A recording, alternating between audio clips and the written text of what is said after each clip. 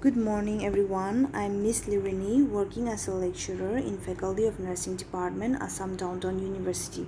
So from your subject Nursing Education, I'll be dealing with the first unit, that is Introduction to Education. Alright, so you know that education is very important in our life, and education teaches us on what is right and what is wrong, and it makes us capable in doing something good in our life, right? So coming to the meaning of education, they have divided education into three different aspects, or education is utilized in three different aspects. That is the knowledge that we acquire through our course of education, the subject on which we study in our course of education, and that gives us knowledge, and the process. So you know that education is a step-by-step process, right?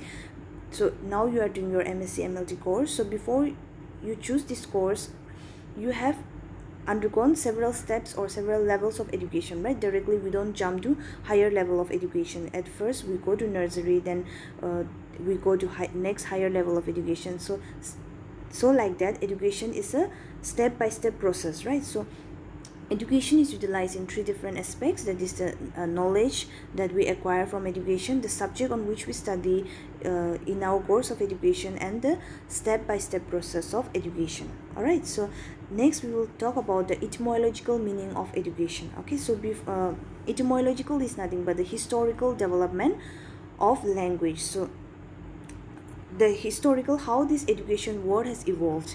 So in the beginning they have termed it as educare, which means to bring out the best in someone's life or to nourish someone. The next is educare, which means to lead someone to a right direction, or to direct someone, or to lead someone in the right path, or to draw out the best in someone's life. And educators, which means to bring up someone, to rear someone, or to educate someone. And next is educatum, which means it is an act of teaching or training purpose. Next is educatio, which means bringing up or rearing someone. So these are the meaning of etymological meaning of education. All right, etymological, as I said, it is nothing but the historical development of meaning or historical development of language. All right, so next they have termed the Greek word pedagogy, which is sometimes used for education. So earlier they have termed this pedagogy for education. So pedagogy is nothing but it is a method of teaching and learning process. All right, so in India we know that we use shiksha for education. So shiksha is a Sanskrit word which means discipline, to control, to instruct, and to teach. And next is vidya. This is also a Sanskrit word which means to know. So vidya is nothing but a subject matter of knowledge. So this is about the meaning of education. All right, so I hope you have understood the meaning of education. So next we will see the concept of education. So concept of education is been explained into two different types. One is the narrower concept, and the other one is the broader concept of education. So why it is called a narrower concept? It is called a narrower concept because the knowledge or the education that we get in the college level, in the school level, or in the university level is called a narrower way of education. Why? Because we study a prescribed unit of syllabus or a prescribed curriculum which is given for our course of study, and through that we learn something from there. So it is kind of a directed way of learning, right? So that's why it is called a narrower concept of education. All right, and the second one is a broader concept of education. It is termed as a broader concept because it has no limited version or no limited unit of studies. So the knowledge that we get, or the education that we get through our life experience, or through our through the stages of life, or it is kind of a learning throughout our life. So that's why it is called a broader meaning of education. Understood? So here in narrower sense it says that education may be taken to mean any conscious directed effort to develop and cultivate our powers. So as I say, that education that is which is in a prescribed in a directed way, or the knowledge that we get through our prescribed syllabus or through our prescribed curriculum is called a narrower meaning of education. And the second one, the broader sense, it is a wiser sense. Why it is a wiser sense? Because it is a process that goes on throughout our life. As I say that the knowledge that we acquire or the education that we get through our life experience, or it or through our stages of life is called a broader sense of education. All right, so these are the two different concepts of education. Okay, so next we will talk about the definition. Okay, so first definition, this is given by Mahatma Gandhi. Okay, so according to Mahatma Gandhi, he says that by education I mean an all-round development, all round drawing out of the best in child and man's body, mind and spirit. So Mahatma Gandhi says that education brings out or makes an all-round development of the child, and not only that, it helps the man get connected with the body, mind and spirit. So the next definition is given by Plato. So according to Plato, education develops in the body and soul of the pupil all the beauty and all the perfection he is capable of. So according to Plato, it says that education helps the individual to develop their body, mind and soul. Not only that, it makes the person to become perfect in something, and also it draws out the best in the person's life. Not only that, it makes the person capable enough to do something in their life. So this is about the definition of education. All right, so I hope you have understood till now. So the next is the nursing education. So as we are studying the nursing education subject, we will talk about nursing education. All right, what is nursing education? So nursing education, it is a professional education. Okay, so it is a professional education because it is consciously and systematically planned. So nursing education is planned in such a way that nursing students get to learn according to their level of understanding. Okay, so Indian Nursing Council has designed the curriculum in such a way that nursing students get to learn on all the different aspects according to their level of understanding. For example, like in first year they will learn only the basic things, and in the second year they will learn about some disease condition, and in third year they will go and they will learn on different specialized subjects. So like that, it is planned in such a way. And also this planned curriculum is implemented through instruction. So instruction can be given in the form of formal classroom teaching, or it can be done in the practical setting. All right, and nursing education not only provides knowledge to the students, but it also disciplines the student, and also it aims at harmonious development of the students. All right, so nursing education is taking place in three aspects. First is the professional education. Professional education, where an individual who has completed their professional course in nursing,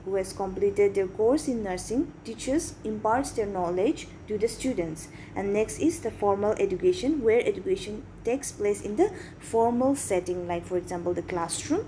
And next is informal education, where education takes place in an informal setting, like in the clinical setup, or where students get to learn in the field trip or in the or field visit, like that. All right, so next we will talk about the aims of education. So aims of education is very important because aims helps the individual to think on how to think, what to think, or it makes them to control their thoughts. All right, so aims is very important for education because aims gives direction on the activity that is going to take place in the course of education. All right, so because absence of aims makes directionless, so because of that we need to have an aim in our education. So the next is the aims of education have changed from ages to ages. So because of that, because since our aims in life is also dynamic, so because of that, aims of education should also be dynamic. Aims of education should not be static. All right, so it should correlate with the aims in life of the individual. Aim of education should not be static, it should correlate with the aim in life of individual. So the next is the aims of education is derived into four aspects. First is the individual aim, second is the professional aim, third is the self-actualization aim, and social aim. So first one, we will talk about the individual aim. So individual aim should focus in such a way that it should bring out the inborn potentialities of an individual, or it should bring out the best in someone's life, or it should bring out the potential or capabilities of an individual through maximum freedom. And it should also help the individual to develop physically, mentally, and spiritually. All right. So the objectives that we should keep in mind in individual M are: it should develop the individual physically and also the mental abilities, and also it should help the individual to acquire capabilities of understanding any situation that comes in their life, able to appreciate the things. Also, it should help the individual to express their feelings through words and actions. And also it should help the children, or help the students, or help the individual to be self-confident, self-dependent, so that they will be able to it should help them to be physically and mentally strong. All right. So the individual M should focus on the knowledge and the information that the individual is gaining through the education. It should also help the individual for spiritual development. Also, education should help the individual for character formation. It should help the individual to build a good character. And next is the moral values. It should help the individual to inculcate the good moral values, or it should help the individual to learn on what is right and what is wrong. All right. So this is about the individual M. Next, we will see the social M. So education should also focus on the social aim. So in the social aim, it should focus on the cultural aim. So it should teach the different varieties of culture that exist in the society, so that the individual can able to appreciate other culture, able to adapt other culture, so that they will be able to live in a harmonious society. And next is adjustment aim. The education should help the individual, teach the individual on focus on the adjustment aim, so that the individual should be able to adjust in the society and able to adjust with the other people in the society. And next is the citizenship training aim. So education should also focus on citizenship development aim. So now you are studying MSc MLT course. So after your course, you will be going and working somewhere, right? So your job that you will be working later on, it should directly or indirectly contribute to the citizenship development of our citizen. All right. So like that, education should focus on citizenship training aim. So this is about the social aim. All right. The first is the cultural aim. It should teach on cultural aspects. Second is adjustment aim. It should teach on how to adjust with other people in the society. And next is the citizenship development training aim. It should help the individual in such a way that they should able to directly or indirectly contribute for the betterment of our society. All right. So the next one is the professional aim. So in the professional aim, it should focus on the vocational aim. So vocational aim,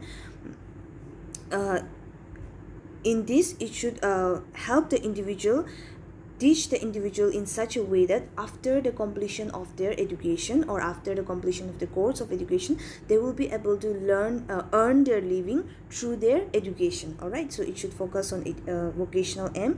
Also, it should focus on the leisure aim. Education should teach the individual on how to spend their leisure time. All right. So this is about professional aim. So next is the self-actualization aim. Self-actualization is nothing but higher level of satisfaction, or it's nothing but self-contentment, right? Individual is now happy with whatever he or she has achieved. So this aspect also should include in the aim of education. All right. So the first one is the complete living aim, where the individual is now satisfied with whatever he or she has achieved in their life.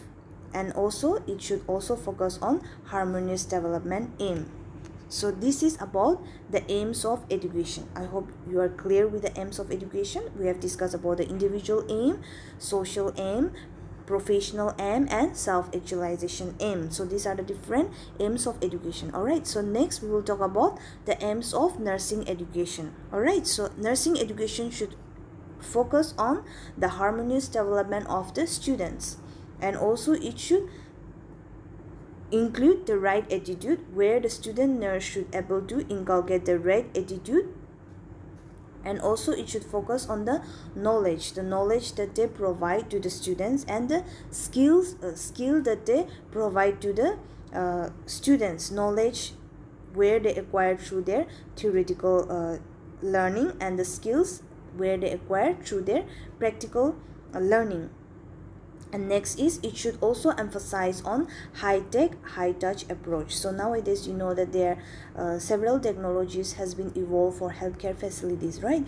So education should focus in such a way that students should not only rely on the high-tech approach that is there in the society, but they should also use their hand skills that they have learned in their practical setting. And also it should prepare the student in such a way that they should able to take up a role in learning. And it should also focus on the professional development of nursing, and nursing education should also build a promising career for the students, so that after their course of education, the student nurse can able to work in any setting and able to earn their living. And next, democratic citizenship, it should prepare the student in such a way that they will be able to have a sense of role and responsibilities in the in the society. And next is, it should prepare the nurse in such a way that they can able to after completion of the course, they can able to work everywhere. All right, so these are the aims of nursing education. So today we have discussed about the meaning of education. We have seen what is nursing education. We have seen the concept of education, and also we have seen the aims of education, and as well as we have seen the aims of nursing education. So I hope you are clear with this topic. Okay, so in the next class we will see the other topics which are there in this unit. All right, so thank you so much for your patience listening.